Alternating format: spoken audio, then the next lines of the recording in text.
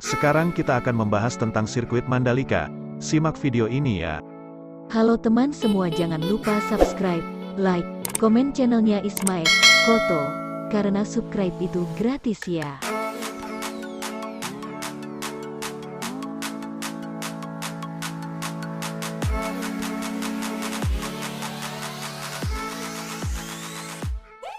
Sirkuit Internasional Mandalika, secara resmi bernama Pertamina Mandalika International Street Circuit, adalah sebuah sirkuit balap yang terletak di kawasan ekonomi khusus Mandalika, Kek Mandalika, di Desa Kuta, Lombok Tengah, Nusa Tenggara Barat. Sirkuit ini memiliki panjang lintasan 4,31 km dengan 17 tikungan. Sirkuit Mandalika ini rencananya akan menjadi tuan rumah ajang balap MotoGP musim 2022 dan juga kejuaraan dunia Superbike musim 2021. Sirkuit ini pada awalnya direncanakan memiliki panjang 4,32 km dengan 19 tikungan. Namun desain diperpendek menjadi 17 tikungan. Menurut Ricky Baheramsyah, CEO Mandalika Grand Prix Association, tikungan dikurangi karena faktor keamanan, terlalu banyak tikungan, bisa berisiko kecelakaan, lalu diganti dengan trek lurus untuk menambah aksi overtaking. Selain itu, desain sirkuit juga dinilai lebih menguntungkan salah satu pabrikan. Saat peresmian, sirkuit ini memiliki panjang 4,31 km dengan 17 tikungan, dengan kapasitas 50.000 tempat duduk di grandstand dan total mencapai 195.700 orang. Mandalika menggunakan aspal berjenis Stone Mastic Asphalt, SMA, yang lebih kasar dan diharapkan akan memperkuat cengkeraman ban. Sejarah pada Februari tahun 2019, Direktur Utama Indonesia Tourism Development Corporation, ITDC, Abdul Bar M. Mansur mengkonfirmasi bahwa sirkuit ini akan menggelar MotoGP selama 3 musim, dari musim 2021 sampai 2023. Namun, MotoGP tidak jadi digelar pada 2021 karena pandemi COVID-19 dan ditunda hingga 2022. Pada jadwal sementara MotoGP, Mandalika akan digelar setelah GP pembuka di Losail, Qatar, di tanggal 20 Maret tahun 2022. Sirkuit ini juga akan menjadi tempat digelarnya tes pramusim MotoGP musim 2022, dari 11 sampai 13 Februari tahun 2022. Selain MotoGP, sirkuit ini juga direncanakan akan menggelar kejuaraan Superbike dan Asia Talent Cup. Kejuaraan Superbike awalnya direncanakan pada 12 sampai 14 November tahun 2021.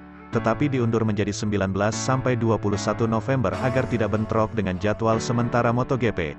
Balapan pertama Asia Talent Cup yang awalnya direncanakan pada tanggal 14 November juga diundur menjadi tanggal 19 November karena kekurangan marshal yang bertugas. Pertamina mengeluarkan dana sebesar 7 juta dolar Amerika Serikat atau sekitar 100 miliar rupiah untuk hak penamaan dan juga menjadi sponsor utama sirkuit Mandalika. Kontrak ini berlaku sampai tahun 2022. Pada tanggal 12 November tahun 2021, Presiden Joko Widodo meresmikan sirkuit Mandalika beserta infrastruktur pendukungnya. Ia kemudian mengendarai motor mengelilingi sirkuit. Peresmian tersebut dilakukan menjelang balapan Asia Talent Cup yang diselenggarakan 2 hari kemudian. Kontroversi pada April tahun 2019, Dewan Hak Asasi Manusia Perserikatan Bangsa-Bangsa merilis laporan mengenai pelanggaran hak asasi manusia yang terjadi saat pembangunan sirkuit. Hal ini terjadi setelah adanya laporan mengenai warga lokal yang dipaksa meninggalkan rumah dan lahan mereka. Meskipun demikian, pemerintah menganggap klaim PBB tersebut sebagai narasi yang salah dan hiperbolis. Pemerintah juga telah berjanji akan transparan dan merekomendasikan pembayaran ganti rugi serta dialog antara warga dan ITDC. Di bulan Oktober tahun 2021, ada satu dusun yang terjebak di tengah sirkuit, tepatnya di sebelah kanan tikungan ke-5 sampai ke-8. Hanya ada 2 jalan keluar, yakni dari 2 terowongan yang berbeda. Pada waktu itu, kombinasi sistem drainase yang belum sempurna dan hujan membuat genangan setinggi dada orang dewasa di terowongan tersebut, dan memotong akses keluar masuk warga selama 1 minggu. Sampai sekarang, tanah belum dibeli oleh pihak pengelola sirkuit. Pada November tahun 2021, beredar video yang menampilkan pengecekan motor balap milik Ducati di area paddock sirkuit Mandalika. Video tersebut menjadi perbincangan karena pengecekan motor hanya dapat dilakukan oleh pihak Bea Cukai dan tim balap. Beberapa hari kemudian, pihak Bea Cukai Mataram menyatakan bahwa pengecekan tersebut diawasi oleh mereka. Meskipun demikian, Bea Cukai membantah bahwa pengambilan video tersebut dilakukan oleh pihaknya.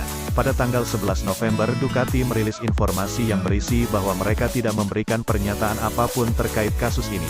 Selain itu, MGPA juga telah memperketat akses menuju lajur pit untuk mencegah masuknya orang yang tidak berkepentingan. Pada tanggal 16 November tahun 2021, Kepala Divisi Operasional MGPA Dian Bilato dipecat setelah memberikan pernyataan yang bernada berhina tentang marshal di sirkuit Mandalika. Ia mengatakan para marshal tidak profesional karena memilih menonton balapan dibanding bertugas.